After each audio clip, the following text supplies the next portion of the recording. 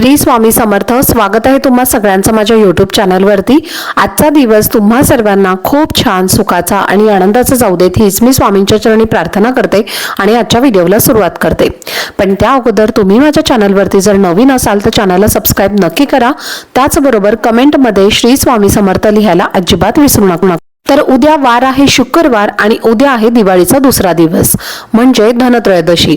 तर या धनत्रयोदशीच्या दिवशी आपण माता लक्ष्मी, कुबेर देवता आणि धन्वंतरी देवता यांची पूजा करत असतो। असं म्हटलं जातं की या धनत्रयोदशीच्या दिवशी समुद्र मंथनातून माता लक्ष्मी त्याचप्रमाणे धन्वंतरी आणि कुबेर देवता हे बाहेर आले होते आणि म्हणूनच ही धनत्रयोदशी जी आहे तर ती साजरी केली जाते। धनत्रयोदशीला 13 दिव्यांचं अतिशय महत्त्व आहे। 13 दिवे हे आपण आपल्या घरामध्ये धनतेरस या दिवशी लावत असतो। यावरचा डिटेल व्हिडिओ तुमच्यासोबत मी ऑलरेडी शेअर केलेला आहे। तुम्ही जर तो व्हिडिओ पाहिला नसेल तर तो तुम्ही नक्की बघा।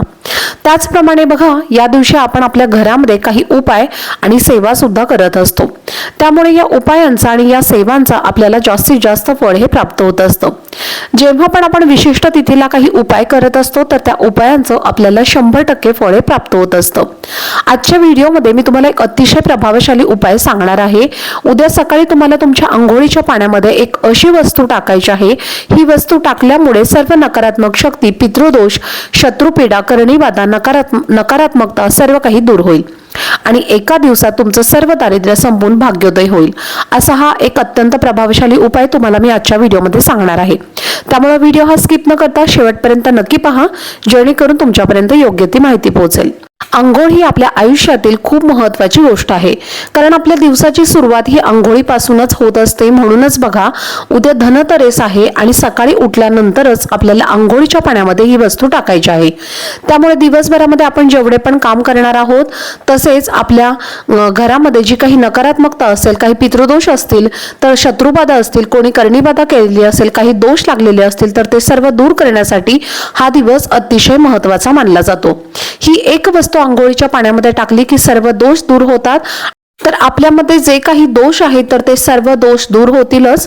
त्याचबरोबर प्रत्येक वेळेला आपण चांगलं बोलतो असं नाही, तर प्रत्येक वेळेला आपण कधी कधी वाईट सुद्धा चुकून बोलून जातो। रागाच्या भरात आपण वाईट बोलत असतो। अशा वेळेला जे वाईट शब्द असतात तर ते नकारात्मकता आपल्या शरीरामध्ये वाढवत असतात आणि त्यामुळे आपल्या शरीरामध्ये दोष किंवा नकारात्मकता जी आहे तर ती आणि त्यामुळेच बघा, आपण काही वेळापूर्वी खूप चांगले असतो, काही दिवसांपूर्वी आपल्यामध्ये अचानकपणे बदल व्हायला सुरुवात होतात। जसं की अचानकपणे छोट्या छोट्या गोष्टींवरनं आपण चिडचिड करायला लागतो, कारण एखादं छोटंसं जरी काम असेल तरी सुद्धा आपण त्याच्यावरती अगदी म्हणजे चिडचिड रागाराग करत असतो। अचानकपणे आपण आजारी पडत असतो, खूप दमल्यासारखं आपल्याला व्हायला सुरुवात होते। अचानकपणे रात्री काहीतरी विचित्र स्वप्न, तर यासारख्या गोष्टी आपल्यासोबत अचानकपणे व्हायला सुरुवात होते। काही कालांतरापूर्वी या गोष्टी आपल्यासोबत होत नसतात, पण जर काही आपल्याला दोष लागलेले असतील तर यासारख्या गोष्टी ज्या आहेत तर त्या आपल्यासोबत होऊ लागतात। जसं की एखादं महत्त्वाचं काम आहे आणि ते पूर्ण करण्याचा तुम्ही भरपूर प्रयत्न करत आहात, पण ते काम जे आहे तर ते पूर्णत्वास जात नाही आणि तुम्ही त्यासाठी भरपूर प्रयत्न सुद्धा करत असता, पैसा सुद्धा भरपूर कमवता, पण आलेला पैसा तुमच्याकडे टिकत नाही, लक्ष्मी तुमच्या हातामध्ये स्थिर राहत नाही।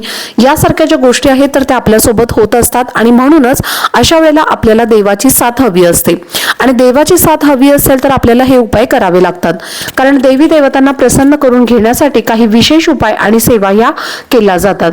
तर पहा, उद्या धनत्रयोदशी आहे आणि दिवाळीचा खूप महत्त्वाचा दिवस आहे। सकाळी तुम्हाला लवकर उठायचं आहे। घरातल्या सर्व सदस्यांनी उद्या सकाळी लवकर उठण्याचा प्रयत्न करायचा आहे आणि हा उपाय कुटुंबातल्या प्रत्येक व्यक्तीने करायचा आहे। अंघोळ जे आहे तर अंघोळीच्या पाण्यामध्ये तुम्हाला ही वस्तू टाकायची आहे। सर्वात महत्त्वाची जी पहिली वस्तू आहे तर ती म्हणजे खडेमीठ। खडेमीठ जे आहे तर ते तुम्हाला तुमच्या अंघोळीच्या पाण्यामध्ये टाकायचं आहे। खडेमीठ जे आहे तर ते नकारात्मकता, दोष दूर करण्यासाठी अतिशय महत्त्वाचं मानलं जातं। त्याचप्रमाणे काही त्वचारोग असतील तर ते सुद्धा यामुळे दूर होत असतात आणि म्हणूनच अंघोळीच्या पाण्यामध्ये आपल्याला आवर्जून खडेमीठ हे टाकायचं आहे। खडेमीठ नसेल तर मग तुम्ही बारीक मीठ टाकलं तरीही चालेल। यानंतर दुसरी महत्त्वाची गोष्ट म्हणजे धणे, जे अख्खे धणे असतात, ज्याची आपण धनत्रयोदशीला पूजा करायची असते तर हे जे धणे आहेत तर ते अगदी 2 ते 3 धणे तुम्हाला तुमच्या अंघोळीच्या पाण्यामध्ये टाकायचे आहेत. त्यानंतर गंगाजल असेल तर ते सुद्धा आवर्जून टाका. गंगाजल नसेल तर मग गोमूत्र टाकलं तरीही चालेल आणि गोमूत्र नसेल तर मग गुलाबजल टाकलं तरी सुद्धा चालेल. आणि या तीनपैकी तुमच्याकडे जी कोणती वस्तू असेल तर ती वस्तू तुम्हाला टाकायची आहे. मीठ आणि धणे हे तुम्हाला आवर्जून अंघोळीच्या पाण्यामध्ये टाकायचे आहेत, कारण की माता लक्ष्मीचं मीठ सुद्धा हे प्रतीक मानलं जातं आणि धनाला सुद्धा माता लक्ष्मीचं प्रतीक हे मानलं जातं. जर आपण या वस्तू अंघोळीच्या पाण्यामध्ये टाकल्या तर आपले सर्व दारिद्र्य हे संपून आपला भाग्योदय होत असतो आणि उद्या सकाळीच तुम्हाला अंघोळीच्या पाण्यामध्ये या सर्व वस्तू टाकून अंघोळी करायची आहे. त्यामुळे तुमचा संपूर्ण दिवस हा चांगला जाईल आणि तुमच्या मनातल्या सर्व इच्छा ज्या आहेत तर त्या पूर्ण होतील. असा हा एक उपाय तुम्हाला उद्याच्या दिवशी सकाळी नक्की आवर्जून करायचा आहे. आता हा उपाय करत असताना काय करायचं आहे, अंघोळ जशी आपण करत असतो तर अंघोळ करत असताना काय करायचं आहे, एक मग भरून घ्यायचा आहे. हा मग तुम्हाला तुमच्या उजव्या खांद्यावरती ओतायचा आहे. उजव्या खांद्यावरती ओतत असताना तुम्हाला देवाचं नामस्मरण मनामध्ये करत राहायचं आहे. तुमचे जे पण गुरु असतील तर त्या गुरूंचं तुम्हाला नामस्मरण करायचं आहे. किंवा मग तुम्ही श्री स्वामी समर्थ, श्री स्वामी समर्थ हा मंत्र म्हटला तरीही चालेल, किंवा मग तुम्ही श्रीराम जयराम जय जयराम असा मंत्र म्हटला तरीही चालेल. आणि असं म्हणतच तुम्हाला मनामध्ये अंघोळही करायची आहे. त्यानंतर आपल्याला दुसरा मग भरून घ्यायचा आहे, तो डाव्या खांद्यावरती ओतायचा आहे आणि मग डोक्यावरती पाणी घेऊन तुम्हाला अंघोळ करायची आहे. बऱ्याच वेळेला काय होतं की अंघोळ करत असताना आपण सर्वप्रथम गुडघ्यावरती पाणी ओतत असतो किंवा डायरेक्टली आपण डोक्यावरती आपल्या पाणी ओतत असतो, पण अशी अंघोळ अतिशय चुकीची असते. अशी अंघोळ ही आपल्याला करायची नसते. तर अगदी सांगितल्याप्रमाणे तुम्हाला अंघोळ करायची आहे आणि जर तुम्ही चुकीच्या पद्धतीने अंघोळ केली तर आपल्याला दोष हे लागण्याची शक्यता असते. म्हणूनच आपल्याला अंघोळ ही नेहमी उजव्या खांद्यावरती पाणी ओतूनच करायची असते. अंघोळ केल्यानंतर स्वच्छ कपडे परिधान करायचे आहेत. तुमच्या घरामधले माता लक्ष्मीचे दर्शन करायचे आहे. त्याचप्रमाणे कुबेर देवतांचे नामस्मरण तुम्हाला करायचं आहे. तुमच्या घरामध्ये फोटो असेल, मूर्ती असेल तर त्यांची तुम्हाला अगदी पंचोपचारे पूजा करायची आहे आणि तुम्हाला त्यांचं दर्शन नमस्कार करायचा आहे. धन्वंतरी देवाचं सुद्धा तुम्हाला उद्या संध्याकाळी पूजन हे करायचं आहे.